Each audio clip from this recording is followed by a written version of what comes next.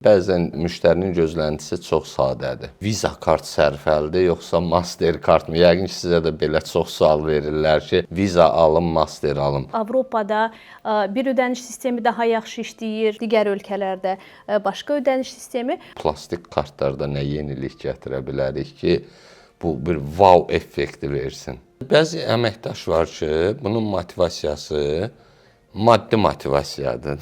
Mən bonusumu ver. Başqa şey maraqlı deyil də, düzdür? O momentlərdə özümə güvən nədir, öyrənməyə çalışdım, hələ də öyrənirəm. Və sizin komandanız sizə bütün problemləri rahat, açıq şəkildə deyə bilir. Siz rəhbər olaraq o mühiti yaratmısınız. Problem olub, amma əməkdaşın sona qədər arxasında durmuşam. Salam, hörmətli izləyicilər. İmza qadın verilişinin növbəti buraxılışı efirdədir. Bugün biz plastik kartlar, eyni zamanda komanda idarəçiliyindən danışırıq. Bugünkü qonağımız Rabitə Bankın Kart Əməliyyatları Departamentinin direktoru Lalə Eminovadır. Lalə xanım, xoş gəlmisiniz. Xoş gününüz olsun. Dəvətiniz üçün təşəkkür edirəm. Biz təşəkkür edirik. Necəsiz, özünüzü necə hiss edirsiniz? Super. Ümumilikdə sizcə gələcəyin müştərilər kimlərdir? Bunlar bizdən nə gözləyir? İndividual yanaşma mı gözləyir, yoxsa hansı yeniliyi gətirməliyik onlar üçün, gələcək müştərilərimiz üçün? Əslində bir sözlə bunu cavablandırmaq biraz çətin olacaq. Çünki müştərilər də segmentlərə ayrılır. Gənc nəsil müştəri daha çox sürət tələb eləyir. Premial müştəri daha çox fərdləşmək istəyir. İstəyir ki, bank onu tanısın, onun vərdişlərini bilsin, ona yanaşmanı digər müştərilərdən fərqləndirsin, misal üçün. Amma hər halda təbii ki, gələcəyin müştərisi də, bugünün müştərisi də ən çox yeniliklər istəyir və kartdan istifadə etdikləri zaman, ümumiyyətlə ödənişlərdən istifadə elədikləri zaman rahatçılıq istəyir. Əziyyət çəkmədən hər hansı bir ödənişi rahat keçirmək istəyir. Amma əsas məsələ mənim fikrimcə banka etibar eləmək istəyir ki, o etibarın dalıcı müştərini sürətlə cəlb eləyə bilərik, misal üçün fərdi yanaşma ilə və s. Amma banka etibar olduğu zaman müştərini bankda saxlamaq daha rahat. Təbii ki, etibar bank üçün ən vacib məsələdir. O bir gün bir rəhbər deyir, işçiləri yığır, bunlardan soruşur ki, müştəri effektivliyini, yəni məmnuniyyətin göstəricisini nətər artıra bilərik? Biridir, individual yanaşmanı artıraq, biridir, yeni innovativ xidmətlər təklif eləyək. Biridir, yəni əsas məsələ bu, müştəri eşitməsin ki, sistem işləmir. Sistem işləmir söz problemini həll edəcək, məmnuniyyətimiz artacaq. Və doğrudan da bu dediyində bir, belə deyək də, bu misalda bir həqiqət var ki, bəzən müştərinin gözləntisi çox sadədir. Yəni elə dərin yox, sadədir ki, problemi tez həll olsun. Yəni problem yaranmasın. Yəni bu öz xidmətində problemlə qarşılaşmasın. Bəzən əsas gözləntilər, məmnuniyyətin göstəricisi bəzən sadədir. Amma bizdə də olur da texniki məsələlərdir, sistem işləmir cümləsi bizim dilimizin əzbəri olur. O hər yerdə olur. Yəni zaten bu sistemlə işləyən bir şeydir. Ona görə də əsasən də kart əməliyyatlarında bir sistemdən də asılılıq deyil. Yəni ödəniş sistemləridir, prosesingdir və s. Hər bir sistemdə hərəsində ildə bir dəfə bir problem olarsa, artıq bir neçə problem müştəri gözündə kartlar problemlidir deyə bir fikir yaranır. Amma onun üzərində çalışırıq. Yəni hamımız ümumi kart sahəsində çalışan əməkdaşlar ki, bu problemləri aradan qaldıraq. Lap yaxşı. Lalə xanım, birdən bizim bəzən digər izləyicilərə də maraqlı olar. Ən çox sual verilən suallardan biri bu, Visa kart sərfəlidir, yoxsa Mastercard mı? Yəqin ki, sizə də belə çox sual verirlər ki, Visa alım, Master alım. Nə məsləhət verə bilərsiniz müştərilərə ki, Visa kart mı, nə zaman istifadə eləsin, Mastercard mı, seçimdə hansı kriteriyasına görə nə ilə fərqlənirlər? Əslində, yəni Visa, Masterdan başqa digər ödəniş sistemləri də var, hansı ki, Azərbaycanda o qədər də hələ ki populyar deyil. Diners Club zad nəzərdə. Diners Club'dır, American Express'dir, Union Pay'dir və s. Əslində, yəni mənim fikrimcə biz müştərilər də soruşanda həmişə onlara deyirik ki, tutaq ki, reklam olmasın.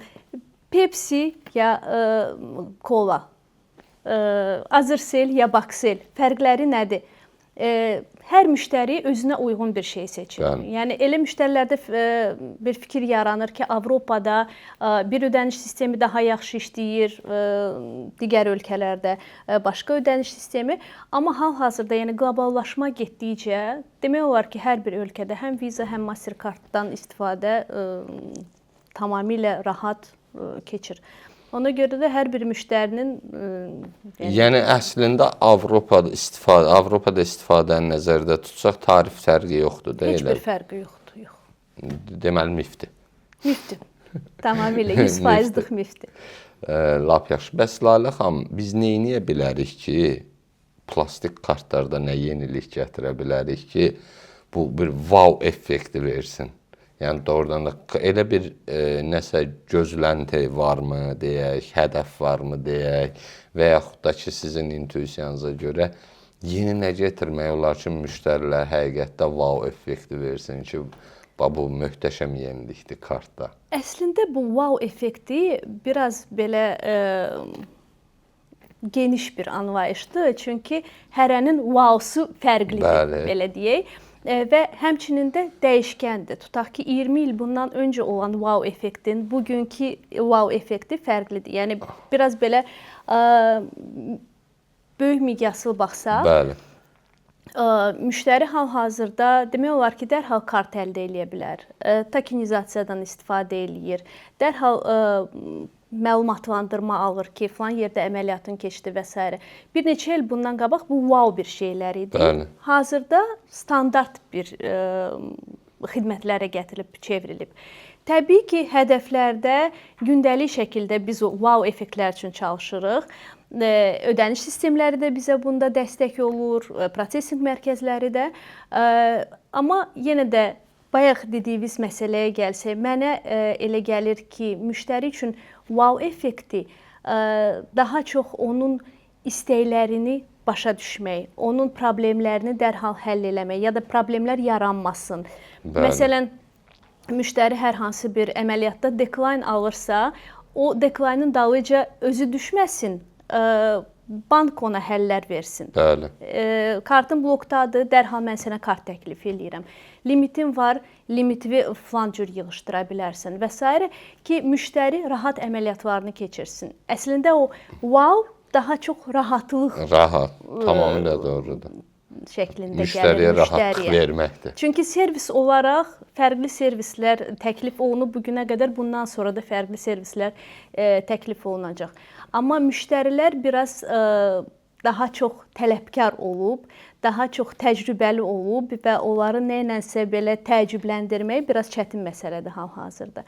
Tamamilə doğru. Demək olar ki, bütün banklar eyni servisləri təklif eləyir.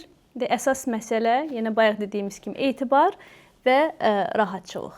Bəs sizcə, Lalə xanım, gələcəkdə ümumiyyətlə plastik kartlar fiziki olaraq qalasıdır, yoxsa tam rəqəmli sallaşasıdır? Siz gözlənti nədir? Mənim fikrimcə bu sualı kart sahəsində olan hər bir əməkdaş öz-özünə nə vaxtsa verib. Mənim fikrimcə yaxın uzaq gələcəkdə belə deyək, plastik kartlar tamamilə ləğv olunmayacaq. Çünki səbəbləri var. Məsələn, biz öyrəşmişik. Mən misal üçün artıq uzun müddətdir ki, fiziki kartdan istifadə eləmirəm. Mən də. Siz də, bir çox adam da.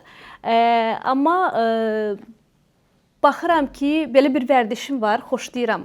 Bir növbədə dayanıram ödəniş eləmək üçün. Baxıram ki, kim hansı üsulla ödəniş eləyir.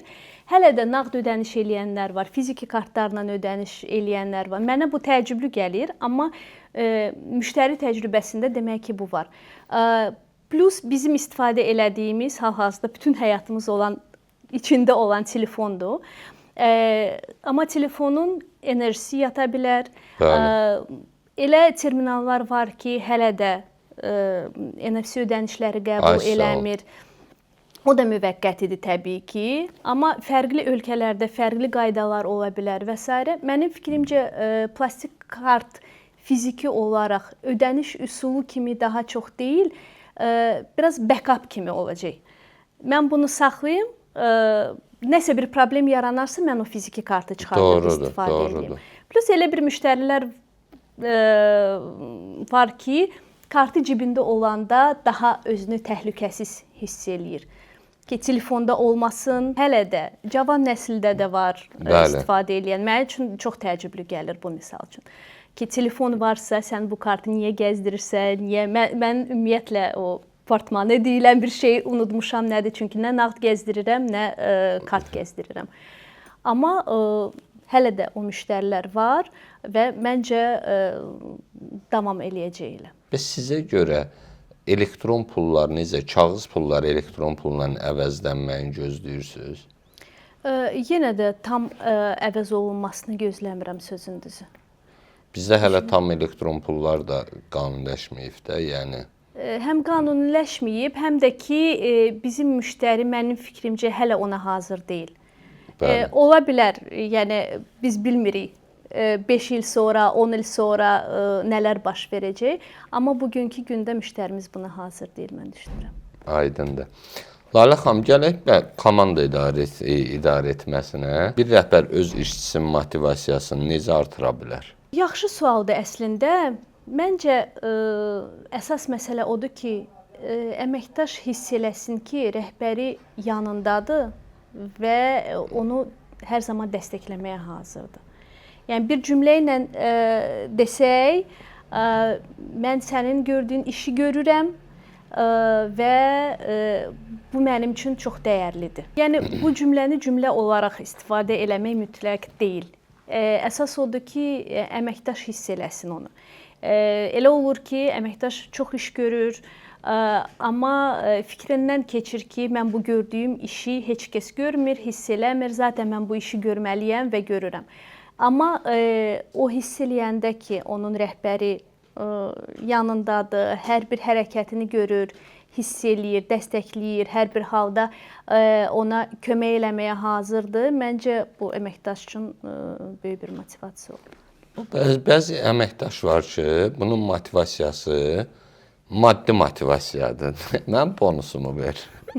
Başqa şey maraqlı deyil də, düzdür. İşçi də var ki, əsas motivasiyası qeyri-maddi motivasiyadır da, yəni maddi motivasiyadan çox, daha çox bu qeyri-maddi motivasiyalar, yəni arada bir afərin, çox gözəl, bir nəticəsini tərifləmək və nə bilim, gördüyü illik fəaliyyət nəticəsini qiymətləndirməklə, bir sertifikat vermək və s. Bununla belə xoşbəxt ola bilir. Siz öz idarə etmənizdə daha çox hansını təmin eləməyə çalışırsınız? Maddi motivasiyanı, qeyri-maddi motivasiyanı? Əslində, hər ikisi bir vəhdət təşkil eləsə, təbii ki, ideal olar. Amma hər dəfə də ən azı maliyyə tərəfini qurmaq çətin olsa da, ən azı bu təşəkkür, yenə dediyim kimi, əməkdaşın yanında olmaq, işini tərifləmək, düzgün görürsə təbii ki, yəni işini yaxşı görürsə, təbii ki, mənəvi. Çünki bu bonuslar falan, əmək haqqı yuxarı olmağı təbii ki, hər kəs istəyir və hər kəsin arzusudur, hər kəsi motivasiya eləyir. Amma onun digər tərəfi olmasa, nə qədər çox əmək haqqı alsan, nə qədər çox bonus alsan, bu mənəvi motivasiyanı almadığın halda, o təşəkkürü almadığın halda adam bir yerdə məncə çox qalmaz. Mən təcrübədə də çox görmüşəm ki, bəzən bir işçi iş yerini tərk edir. Deyirəm, niyə tərk edirsən? Əmək haqqı hansı ki, belə deyim də, indiyənə kimi aldığı əmək haqqıların ən üstündə idi. Adamın problemi mühit problemidir ki, mühit mənə uyğun deyil. Bizim düşüncələrimiz üst-üstə gəlmir. Komandada xoşbəxt ola bilmirəm. Nə olsun maaş alıram, amma... Yüksək maaşı başqa yerdə də ala bilər. Ona görə amma bu mühiti... O məsələn ərizə yazıb tərk eləmişdi ki, mən mühitdə özümü tapa bilmədim. Yəni, düşüncələrimiz üst-üstə gəlmir. Bu həqiqətdə bir daha bundan da yəni isbata yetirmək istəyirik ki, ancaq maddi tərəfi deyil də. Yəni maddi tərəfi insan nəyisə bir yerə qədər dözə bilər. Özü mənəvi orada xoşbəxt olmasa qəliz məsələdir. Razıyam. Bəs ümumiyyətlə siz rəhbər kimi komandanızın motivasiyası azalanda bunu necə hiss edirsiniz? Motivasiyanın azalmağı ümumi ruhdan hiss olunur.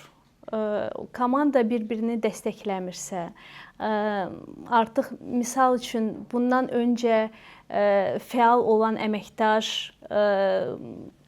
həll yolları ilə gəlmir, konkret verildiyi işi 9-dan 6-ya gördü, üzünü çevirib çıxıb gedirsə, bu artıq komandada motivasiya düşüklüyünə, bir-birinə dəstək olmurlarsa, çünki komandada çox vacibdir, əməkdaşlar bir-birinə dəstək olsunlar.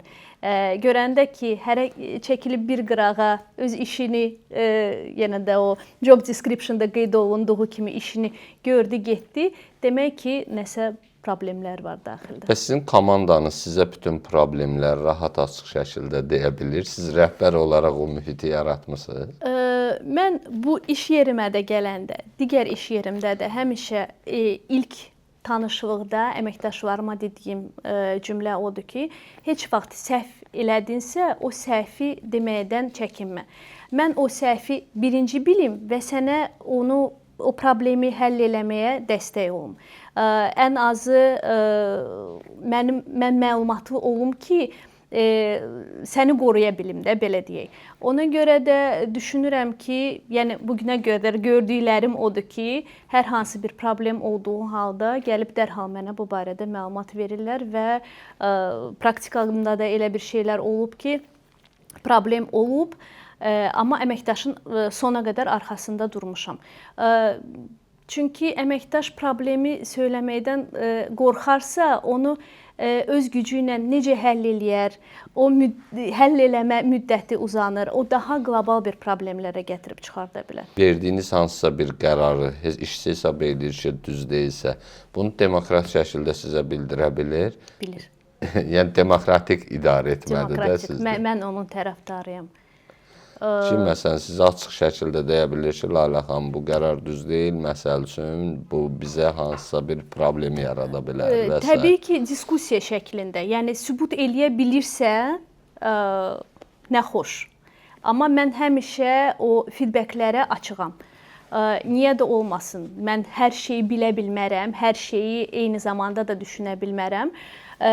Amma əməkdaşın ağlına gözəl bir ideya gələ bilər ki, bunu belə eləməyək, misal üçün gəlin belə eləyək. Niyə də olmasın? Həmişə açığam buna. Sizcə bilməz qadın rəhbərin rəqabəti, rəqibi başqa qadınlardır, yoxsa öz potensialdır? Rəqibiniz kimdir? Əslində mən onu təkcə qadınlara şamil etməzdim. Ümumiyyətlə hər bir insanın rəqibi özü olmalıdır. Çünki özündə fokuslananda, özünə bir məqsəd qoyub o məqsədlərə çatanda, nəsə bir öz sərhədləri aşanda daha çox effektiv olur gördüyün iş. Amma başqasında fokuslanma eləyəndə artıq belə deyim də öz işində axsamalar gəlir. Ona görə məncə qadın-kişi fərqi yoxdur. Hər bir insan özünə fokuslanıb özündən ilham almalıdır. Lalə xanım, bəs ümumiyyətlə uğurlu bir qadının, uğurlu rəhbər xanımın deyək də, əsas uğurların arxasında dayanan nədir sizcə? Yəqin ki, uğurlu rəhbər xanımdan ya işləyən xanımdan danışırıqsa, yəqin ki, işlə ailə arasında o balansı tutmaqdır. Balansı tutmaqdır. Çünki hər hansı bir tərəfdə axsıma olursa, artıq o qadın düşünürəm özünü xoşbəxt hiss eləməz, uğurlu hiss eləməz. Amma o balansı tutub hər iki tərəfə vaxt ayıra bilirsənsə, düşünürəm ki, bu ən böyük xoşbəxtlikdir. Bu bəzən deyirlər, incəsənət qurban tələb eləyir də. Bəzən də lap yaxşı peşəkar olmaqdan ötürü balansı pozmalı olursan da, bir növ aləm vaxtından kəsib işə verməli olursan ki, və s. bir nailiyyətlər əldə eləyəsən də, sizcə balans hər zaman qorumaq mümkündürmü? Təbii ki, balans deyəndə mən tam da günün 24 saatının 12-sini ailəyə, 12-sini işə həsr eləməyi nəzərdə tutmuram. Təbii ki, elə hallar olur. Mənim də həyatımda elə hallar olub ki, işdə gecələməli də olmuşam. Sağ olsun ailəmdə həmişə dəstək olub buna və mənə kömək olub. Elə hallar da olub ki, tam olaraq, təbii ki, qeyri-iş vaxtlarında işi ağlımdan çıxartmışam, tam ailəmə fokuslanmışam. Ona görə də o balansı sırf gün ərzində olan bir şeyə bağlamayaq. Bir dəfə iş axsadısa, digər tərəfdə ailə bəlkə axsaya bilər və təbii ki, onun üçün də ailə dəstək olmalıdır. Onsuz olmaz. Doğrudur, tam doğrudur. Lalə xanım, bəs ümumiyyətlə siz indiyənə kimi özünüzə etdiyiniz ən dəyərli investisiyanız nə olub? İnvestisiya deyəndə yəqin ki, maliyyə tərəfindən danışmayaq. Mənim fikrimcə ən böyük investisiya özümə güvənməyi öyrənməkdir. Bunu nə vaxt öyrənmisiniz? Rəhbər olandan sonra, yoxsa mütəxəssis vaxtında? Yox, elə rəhbər olma ərəfələrində. Çünki işdə böyük yük altına düşdüm. Təzə komanda yaratmalı oldum. Yəni rəhbər vəzifələrinə keçdiyim zaman elə bir düşüncələrim var idi ki, mən bunu bacararamı? Ümumiyyətlə mənə bu lazımdırmı? Dəyərmi bu işin altına girmək ümumiyyətlə? Yenə də o balansı qorumaq üçün və s. O momentlərdə özümə güvən nədir? Öyrənməyə çalışdım. Hələ də öyrənirəm. Tam deyim ki, mən bugünün özündə də 100%lıq bu işin peşəkarıyam, deyiləm. Amma özümə güvənməyi öyrənməyə davam edirəm. Bəs səhv eləməkdən qorxmusunuz heç? Qorxmuşam təbii ki. Təbii ki, qorxmuşam. Əsas da yenə də rəhbər olandan sonra. Çünki rəhbər olmamışdan qabaq bilirdim ki, problemimlə kiminsə yanına gedib danışa bilərəm, dəstək ala bilərəm, kömək ala bilərəm. Amma ondan sonra onu da başa düşmüşəm ki, səhv etməyən insan yoxdur. Yəni, təbii ki. İşləyən adam səhv eləyəcək. Biz qorxsaq, inkişaf eləməyəcək təbii ki. Ona görə də qorxmaq lazım deyil. Sadəcə nəticə çıxartmaq. Yaxşı düşünüb bir addım atmaq lazımdır. Aydındır.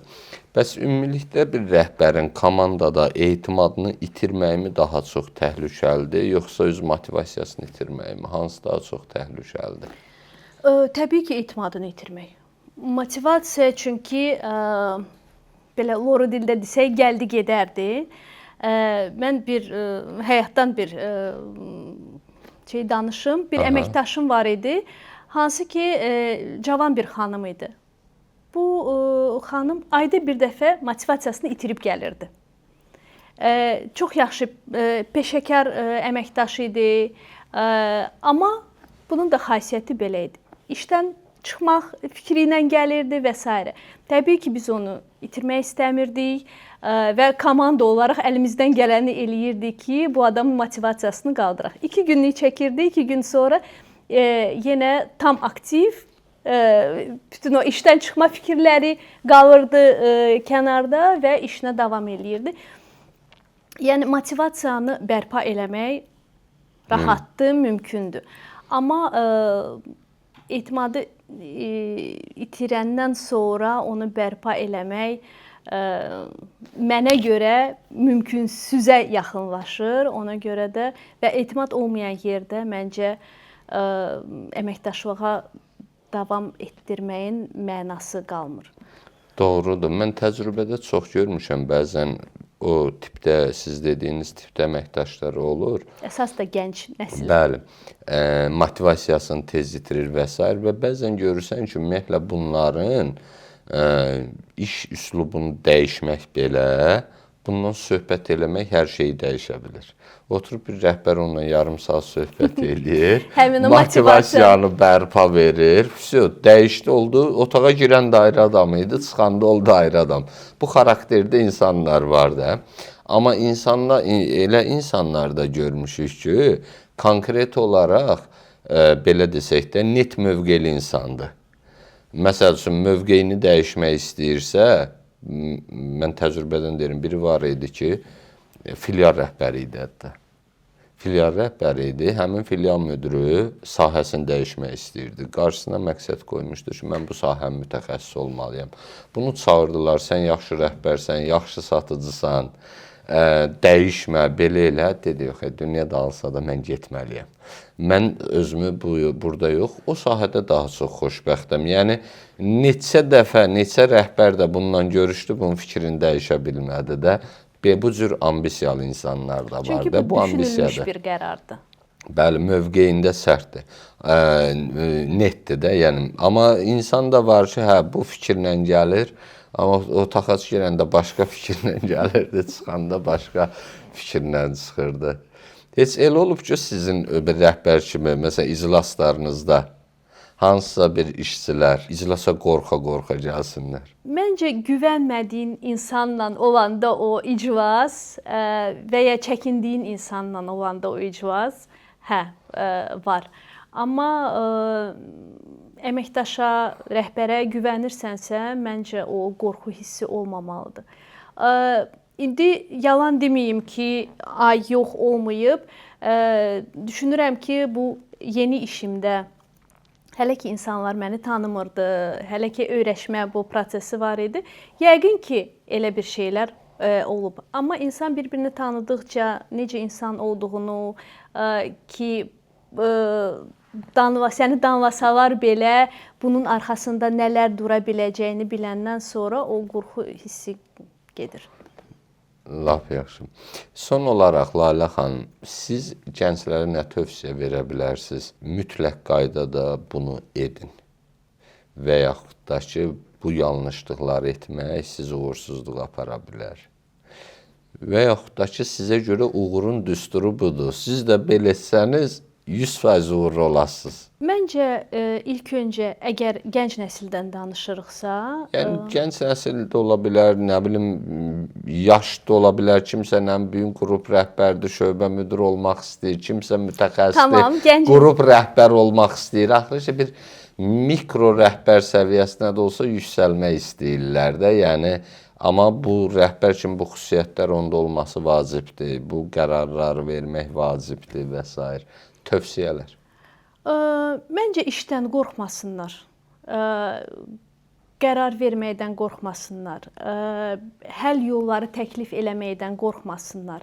Tutaq ki, elə bir əməkdaşlar var ki, buna bu iş tapşırılır, A-dan Z-yə qədər işi icra elədi, getdi. Amma nə bir sual vermir ki, mən bu işi nəyə görə gördüm, bunun arxasında nələr durur və s. Amma o əməkdaş ki, tam dərinə gedib, məsələni tam öyrənməyə çalışır, işinin peşəkarı olmağa cəhd eləyirsə, məncə gələcəkdə rəhbər olmağa daha meyillidir. Çünki rəhbər də işini təbii ki bilməlidir. Amma insanlara qulaq asmaq bacarığı mütləq olmalıdır. Aydındır, təşəkkür edirik. Yəni demək istədiniz ki, rəhbər o şəxslər olur ki, yaradıcılıq qabiliyyəti olmalıdır. Bəli. Çünki o sualları vermək, araşdırmaq yaradıcılıq məsələsidir ki, və onun içindən özü də inkişaf edir və sabahda problem əlini daha yaxşı görə bilir. Təşəkkür edirik fikirləriniz üçün. Bununla da bizim verilişimiz sona çatdı. Növbəti qonağımızın hansı şəxslər, hansı bankdan olmasını istəyirsinizsə, mütləq şərh bölməsinə yazın. Növbəti görüşlərə də sağ olun.